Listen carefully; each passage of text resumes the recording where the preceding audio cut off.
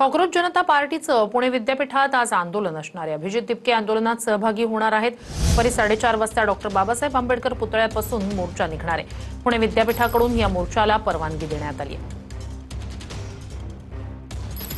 तर केंद्रीय शिक्षण मंत्र्यांच्या राजीनाम्यासाठी दिल्लीत आंदोलन झालं जंतर मंतरवर। त्यानंतर आता पुण्यात केंद्रीय शिक्षण मंत्र्यांच्या राजीनाम्यासाठी कॉक्रोच जनता पार्टीचं आंदोलन असणार आहे।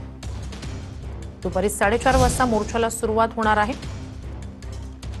त्याआधी सकाळच्या सुमारास अभिजित दिपके पत्रकार परिषद घेणार आहेत। देशभरात अशा प्रकारची आंदोलनं वेगवेगळ्या शहरांमध्ये केली जातील आणि त्यानंतर पुन्हा एकदा नीट पेपर लीक प्रकरणी केंद्रीय शिक्षण मंत्र्यांच्या राजीनाम्याच्या मागणीसाठी दिल्लीत पुन्हा आंदोलन केलं जाणार असं अभिजित दिपके यांनी सांगितलं। अभिजित दिपके यांची सकाळी पत्रकार परिषद पार पडणार आहे।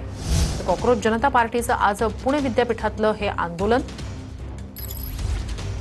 दुपारी 4:30च्या सुमारास मोर्चाला सुरुवात होणार आहे। अधिक या सगळ्या संदर्भात जाणून घेऊया आपले प्रतिनिधी प्रदीप कापसे यांच्याकडनं। प्रदीप, आता मोर्चाला परवानगी देण्यात आली, आंदोलनाला परवानगी देण्यात आलेली आहे, काय अधिकचे अपडेट्स आहेत त्याबद्दल?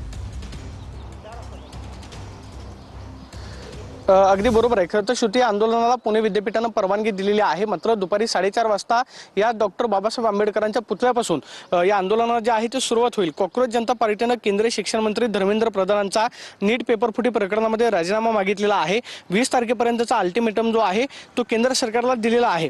जर कदाचित धर्मेंद्र प्रधानांचा राजीनामा घेतला नाही तर मग मात्र देशव्यापी आंदोलनाची सुरुवात जी आहे ती पुणे शहरापासून केली जाईल आणि त्याचाच म्हणून आज पुणे शहरामध्ये सावित्रीबाई फुले पुणे विद्यापीठामध्ये कॉक्रोच जनता पार्टीचं आंदोलन जे आहे ते पार पडते। या आंदोलनामध्ये कॉक्रोच जनता पार्टीला पुणे शहरामध्ये कसा प्रतिसाद मिळतो हे पाहणं महत्त्वाचं असणार आहे। सुरुवातीला ज्यावेळेस कॉक्रोच जनता नक्कीच प्रदीप, अपडेट्स तुमच्याकडून या संदर्भातील घेत राहूच।